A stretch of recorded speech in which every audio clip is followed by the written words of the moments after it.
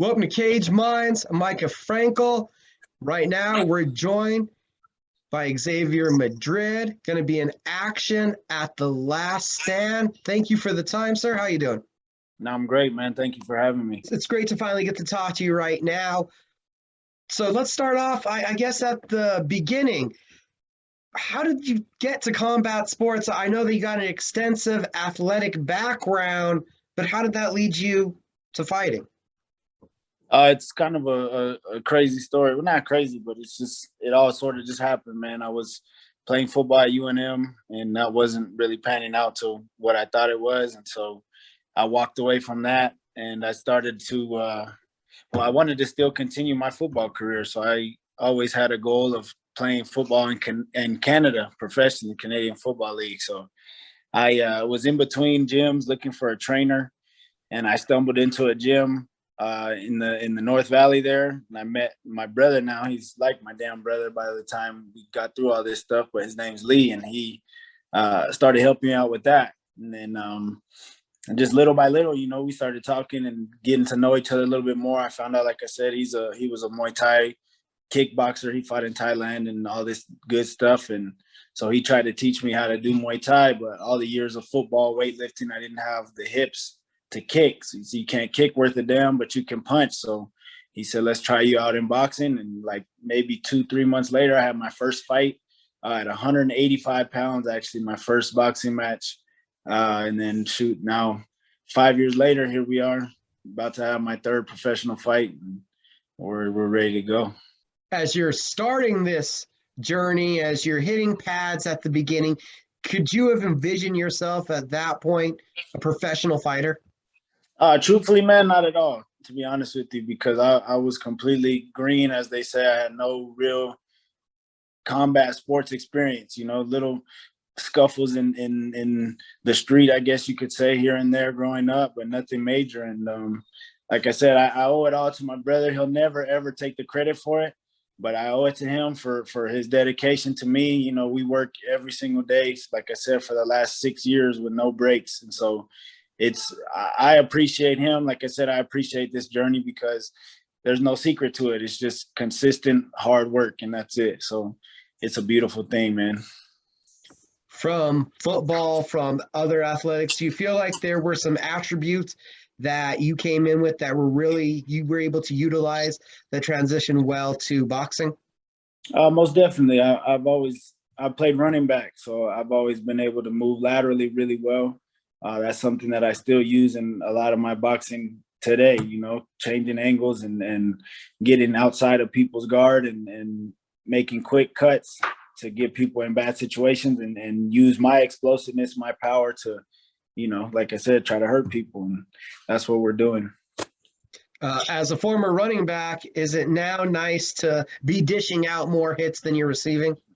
Yeah, most definitely. I mean, I still am working on my defense a lot. I'm a little bit hard-headed, and I don't mind contact for whatever reason. We can't really figure it out, but I'm working on, staying out of the way, making sure that I land more than they do, not taking a punch to land a punch. Defense first, boxing is what we're all about. So I appreciate, like you said, giving out the punishment rather than, receiving it. 5 years in the sport. What was the conversation, the decision like to go from amateur to professional? We just kind of figured that unless I wanted to try to go the Olympic route, that the amateur just wasn't going to really do much for me in the future. I'm already 29 years old. So as a pro, I'm a damn grandfather in boxing, at this age. There's people who do it. There's plenty of situations where it's been like that. But just my age, like I said, and my skill set, we thought it'd be better served in the pros because we went the amateur route. It's a lot of stuff can go wrong, and fights don't go your way always when they should because of the scoring system. So we've always trained kind of toward the professional scoring system. So we figured we might as well just go for it. Was there ever the mindful acknowledgement of putting that dream of the Canadian Football League aside and thinking more about what kind of belt you wanted to chase after? Well, truthfully, man, I went to a tryout actually for the Edmonton Eskimos, and it was once I got there and kind of saw what it was kind of like a money grab situation. You know, it was $100 a head to try out. There was, I don't know, 100 or so people there. So they didn't really even watch you do anything, you know? So I just kind of figured that was that. And like I said, my big brother, just like a big brother, you know, he said, the first thing he told me really when I told him that's what I wanted to do, he said, you can't put all your eggs in one basket. You know, you need to figure out what makes you you and what you want to do, what you want to be outside of the sports world. It's crazy though that it ended up, you know, turning back into boxing just because I don't know. I took to it and we were successful. So we just keep on running with it. Better feeling, scoring a touchdown, getting a knockout. Knockout, most definitely. I mean, it's, yeah, it may be because I'm biased now because this is what I do now, but boxing is different. It's just you in there. You know, you can't rely on nobody else as much as, you know, your trainer loves you and cares for you and your fans are screaming and their opponents' fans are screaming. Nobody gets in there but you and that other person. So all the extra stuff doesn't matter once you're inside the ropes, really. You're returning to the scene of the pro debut in July, victorious at End of the Mountain Gods, beating Miguel Perez. What was that experience like?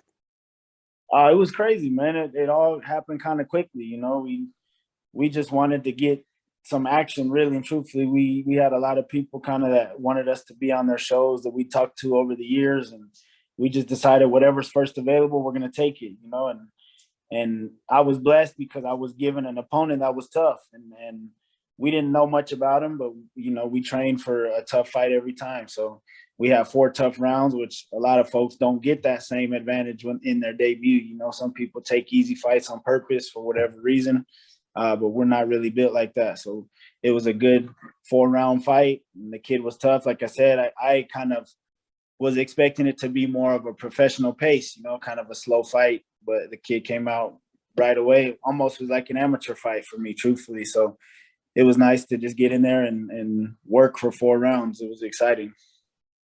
Then the sophomore performance saw you against Christian Castillo. Christian 3-0, had some hype behind him, but had been on the shelf for quite a while. How did you attack that challenge, and how did you feel it played out? Oh, well, I mean, we knew his record. We knew what his reputation was. You know, I saw some video on him, and he was a tough fighter also. But like I said, we prepared to fight the best. Like I said, in my amateur career, we took a lot of fights where I was overmatched. You know, for example, my 4th amateur fight, we fought in a tournament against a kid with 250 plus fights, you know? So like I said, none of that extra stuff matters. What you've done before, what your record says and blah, blah, blah. None of that really matters once you get in there. And I've heard a lot of times inactivity is one of the biggest sins in boxing. So that was kind of working in my favor. Our whole plan that for that fight was, you know, to bully the bully. The kid was supposedly a knockout artist. I've always been kind of a bully fighter. So I just wanted to see, you know, who could do it the best. And we stepped right to him and just kept pressing him the whole time. And you guys saw what happened. From a debuter against a debuter to a 3-0 fighter in your second fight to a 5-0 fighter now here this Saturday. You just accepting names or seeking out these challenges to make your name?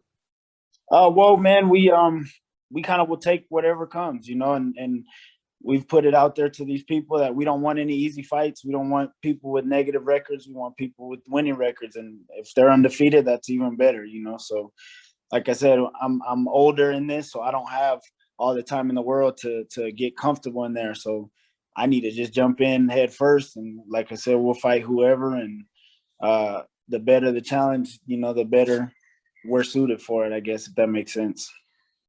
Right, that's what it has to be. You don't come in with the giant amateur record and following in that hype, so you got to come in there and take your respect. Yeah, exactly. We want to ruin a lot of people's plans. Truthfully, is what I want to do. As many fighters as I can, you know, put that blemish on their record. I'm all for it. And we look at the social media. It says Team Powerplant. That's the gym, right? Yes, sir. That's our gym. My brother and myself, we're the owners, and we're the head personal trainers there. And so again, I've had no excuse but to be in the gym every single day for the last 6 years, and you know, hopefully that's going to pay off on Saturday.